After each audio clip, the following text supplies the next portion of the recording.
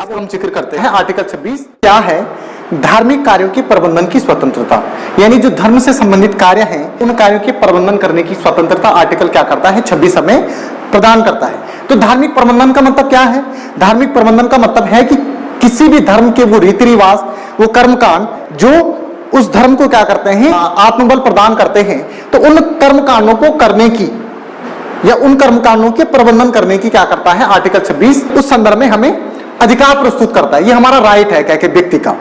तो धार्मिक कार्यों के प्रबंधन की स्वतंत्रता, धार्मिक कार्यों के प्रबंधन की स्वतंत्रता के तहत है आर्टिकल 26 इस प्रत्येक धार्मिक संप्रदाय को निम्न प्रकार के अधिकार प्रदान करता है। अब यहाँ पे धार्मिक संप्रदाय के बारे में बात कर रहे हैं, क्योंकि कोई भी अगर प्रबंधन का कार्य होगा, चाहे वो व्यक्तिगत आधार पे भी हो सकता है, लेकिन वो संप्रदाय भी कर सकते हैं। और सांप्रदायिक प्रबंधन की यहाँ पे नॉर्मली बात की गई है कि भाई सांप्रदायिक प्रबंधन किस तरीके से किया जा सकता है। कोई भी संप्रदाय अपने धर्म का प्रबंधन कर सकता है। जैसे आपने देखा होगा कि बहुत सारी झांकियां निकलती हैं प्रबंधन, या फिर उसके रख रखाव के लिए क्या कर सकता है, वो कोई भी नीति नियम बना सकता है या उसके लिए कुछ प्लानिंग कर सकता है।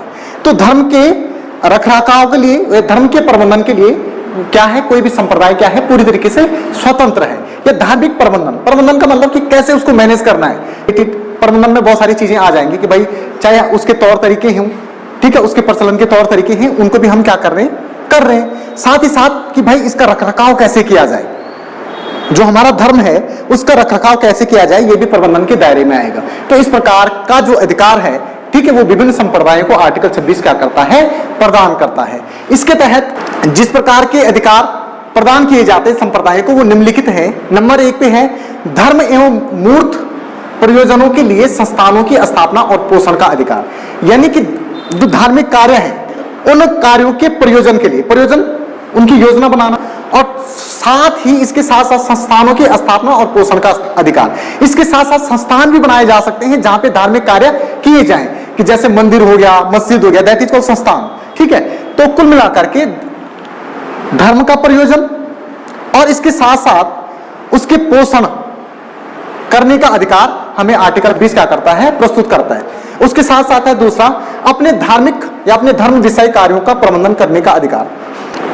धर्म के विषय में जो भी कार्य है, अब यहाँ पे कार्यों की बात की जा रही है। यहाँ पे तो बात थी नॉर्मली कि प्रयोजन करना, लेकिन यहाँ पे प्रयोजन किन चीजों का प्रयोजन होगा, कार्यों का, कि भाई कौन कौन से काम हम धर्म के मामले में कर सकते हैं। तो धर्म के मामले में जो भी धर्म से रिगार्डिंग जो भी काम है, उन कामों का प्रयोजन भी किया जा सकता है, उनको प्रयोजित किया जा सकता है कि हमने आने वाले समय में अब ऐसा करना है, ठीक है, ये झांकी हमने बनानी है, ये इस तरीके का प्रोग्राम हमारा होगा।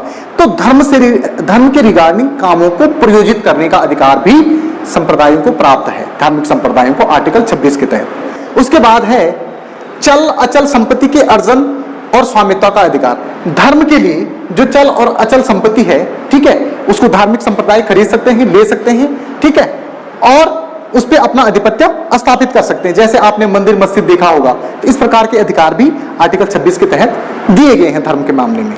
उसके साथ साथ ऐसी संपत्ति का विधि के अनुसार प्रशासन करने का अधिकार है, ठीक है। कभी कभार क्या करते हैं कि कुछ धार्मिक संस्थान इस तरीके के होते हैं कि उन धार्मिक संस्थानों में धार्मिक प्रयोजन या धर्म से रिगार्डिंग चीजों को प्रयोजित किया जाता है, लेकिन ऐसे संस्थान विधि के अनुसार प्रशासन करने के लिए पूरी तरीके से स्वतंत्र, यानी ऐसी संपत्ति का विधि के अनुसार प्रशासन करने का अधिकार उनको है। यानी जो संपत्ति उनके पास है जिनमें वो क्या कर रहे हैं, धार्मिक कार्य कर रहे हैं, तो उन कार्यों को करने के दौरान वो प्रशासनिक जो विधि है उसका इस्तेमाल भी कर सकते हैं, यानी उसको एक प्रशासन कानून के तरीके से भी उसको चला सकते हैं, जिस तरीके से कानून में प्रोविजन है। खासतौर पे ऐसा भी हो सकता है कि भाई कानून में पंथ निरपेक्षता की बात की गई है, तो कानून में पंथ निरपेक्षता की बात की गई तो वो और धर्मों को भी छूट दे दें कि जहाँ पे हिंदू कोई संस्थान है तो वहाँ पे कोई भी आ सकते हैं। तो कुल मिलाकर के विधि के अनुसार या प्रशासनिक विधि के अनुसार भी उनको पालन करने की छूट है, यानी वो किसी भी प्रकार से उसका मैनेजमेंट कर सकते हैं,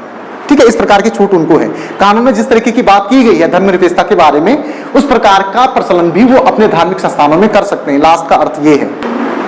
इसके साथ साथ इसमें एक चीज और है, आर्टिकल 25 जहां धर्म के बारे में व्यक्तिगत अधिकारों को गारंटी देता है, धर्म को आंतरिक रूप से मानने के लिए व्यक्ति को आंतरिक स्वतंत्रता प्रदान करता है धर्म के मामले में। वही आर्टिकल 26 संप्रदायों को धर्म के मामले में क्या करता है, कुछ अधिकार प्रदान करता है।